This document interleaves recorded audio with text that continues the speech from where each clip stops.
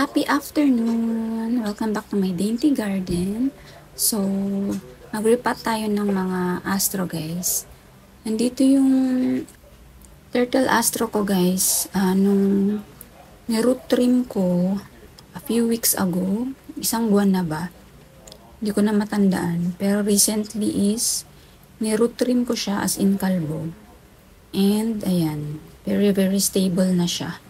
So, huwag kayong matakot guys kung gusto nyong mag-root trim ng mga astro. And, ganun din sa mga gym. Pag feeling nyo hindi lumalaki, ito kasi nung binili ko, July pa. Parang hindi siya lumaki. So, ginawa ko is, tsaka di ko pa pala yung narepat. So, nung narepat ko, ni-root trim ko na rin siya. And ayan, very stable na siya kaagad. Yan. Ito yung unang-una kong nabili na turtle astro, kaya love na love ko yan. And yung nasa baba niya, ayan. Turtle din yan, yung nasa taas niya. Ayan. Tapos, ayan yung mga maliliit ko na astro. Yung dilig ko dito guys is once a week. Kasi nga mas silent sila kumpara sa gym, no? So, ayan yung mga maliliit ko. Sabay din sila sa pagdilig sa malalaki, isang tray na. Ito guys, oh, nabili ko to sobrang liit. And ayan, isa-separate pot ko na sila. Parang ganito. Yan, ito solo niya na to eh. Yan, so isa-separate ko yung iba. Ito naman, iniisip ko kung sa-separate ko pa. Turtle din yung isa niyan guys. And variegated naman yung isa. Kalagay ko dito yung mga i-repat natin. Ito, meron ako ditong meron ako ditong maliit na astro na pumutok. Ayun. Ayan guys, ang mangyayari pag na-over water natin yung mga astro natin, ayan. Sila? Pumuputok sila. So, ito, isi-separate ko na din to.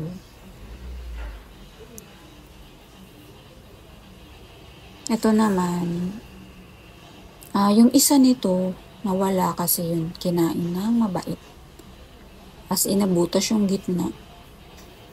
Ito, nahanap ko kung meron pa dito yung pumutok yung baba. Itong maliit na to. Pero yan, kinagat din yan ng mabait. Yung isa kasi na nakagat sa gitna, tinapon ko na guys kasi hindi na maaano yung gitna nun, gitnang-gitna eh. Ayan, so, ang ererepat ko lang guys, itong ating mga baby astro, yung mga maliliit natin. Ayan, piliin ko lang yung mga Ayan o, nag-aano rin to sa araw guys. Naglilin sila papunta sa kung saan yung araw. Pero, compare sa gym, no, mas okay sa kanila yung filtered, filtered light. Kumpara sa gym, no, kaya nila yung direct sun. Eto sila hindi masyado. Kasi nagkaroon ako ng mga empty na maliliit, 5. Meron pa ako dun. 1, 2, 3, 4, 5. Kulang ko na isa. Pero kung 5, pwede naman. Pero meron pa yata ako din sa ilalim. Tingnan ko. Ito kasi, gusto ko na i-separate din ito. Malaki yung katabi niya kasi.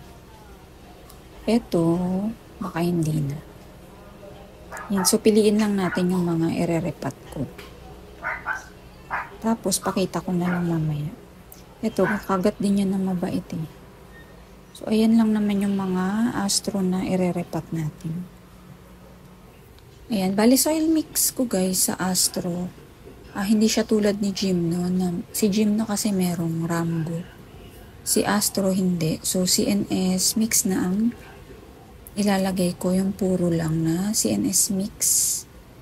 Ayan, ang cute nila. Ito, 4 sila nito, nakaset to, nung binili ko noon. Mga August or September, sobrang liit nito guys dati. Yan, ayan o. Lumaki na sila talaga.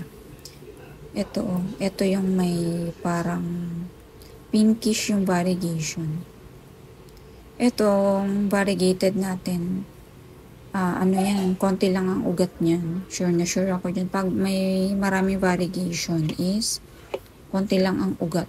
Ganon din sa Gymno. So, uproot na natin to. Ayan guys. Tignan nyo naman yung ugat niya, ba diba? Sobrang konti. So, ganyan talaga pag mga variegated. Ito marami to. Ayan na. Diba, marami siyang ugat. Ito yung may parang choco. May pagka-choco siya. Or pinkish yung kanyang variegation. Ayan na guys, nairepat ko na sila at tumidilim na naman. Ano na yata, magsi 6 PM na. Yan, pakita ko lang. Ito pa lang yung merong, ito, hindi ko na narepat. Turtle yan, tsaka yung variegated. Ito, sobrang ano siya, sobrang yellow. Di ko na narepat yun. Maliit pa naman sila. So, ito yung isa ko na may variegation. Yan, solo pot niya na. And, eto, medyo malaki yung pot niya kasi malaki naman na siya, B-type Astro. Ayan. Cute. Wala akong inano dito guys, ni root trim. Siguro next year na lang. Ayan, okay naman. Sakto lang yung mga ugat nila. Yung mga mag-green, eto pinagsama ko na to. Ano to sila, mahahaba, V-type. Yung isa dyan is nakagat ng mabait. So, yung mga astro ko dito, hindi naman sila maselan. And, sabi kasi, uso sa astro yung rust fungus. So far, wala naman akong problema sa mga astro ko. Yung Gymno lang talaga ang may problema ko. Yung nagka-skill sila, guys. Pero dito sa astro, so far, wala. Ayan, dyan ko din sila ilalagay. Yan, lalagay ko sila dito. Ayusin ko na lang. Tabi-tabi ko yung maliliit. Ayan. 2 tray lang yung mga astro ko dito. Eto, hindi ko na rin to nirepat. Kasya pa naman sila. Ayan. Ayan na guys. Pinagtabi-tabi ko na yung maliliit natin. Ayan sila. Ayan. Ito, naligaw. Ayan. Dito na lang siya. Ayan. Nandito naman yung iba. 2 lang kasi yung tray ko ng astro. Ayan sila. Ayan lang. Ayan, hintayin na lang natin silang lumaki. Ayan, ganda rin na lang pag lumaki mga B-type karamihan dun. So, ayan ang ating Sunday afternoon. Meron pa pala akong astro dito. 3. Ayan, silang 3. Yung isa kasi dyan nag-flower. Kaya nilagay ko, baka mag-flower ulit. Ayan. Magdidilig na rin ako guys at 6 PM na. So, ganun yung dilig ko. 6 na kasi sobrang init pa pag 5 o'clock. Lagay ko lang yung ibang Gymno na wala sa tray. Yan. Nag-ayos-ayos din kasi ako kahapon dito guys. Binawasan ko dito sa taas. Ayan, nagbawas ako dyan ng Gymno. Binaba ko yung iba. Ito. Iniintay ko to kung ano siya. May tumubo dyan. Tingin ko alocasia siya. Ayan, ganyan kasi mga alocasia baby. Ayan, ganyan na lang dyan. Hindi ko pa nalinis. Ito, hindi ko na nairepat tong ating mga baby Mirio. Wala na tayong pot. Di pa naman gaano masikip. Ayan, sakto pa lang naman. Ayan, cute-cute nila dyan. Next time na lang natin irepat pag mas lumaki pa. Meron pa pala ako ditong astro, ayun. Tsaka itong Mirio na isa. Ito kasi sila, nakaset to nung binili ko. 6 sila and ito yung pinakamalaki. Kaya ayan, nasa solo pot siya. Ang tangkad niya na rin. Ayan, ito freebie naman to nung bumili ako ng Françoise Ay.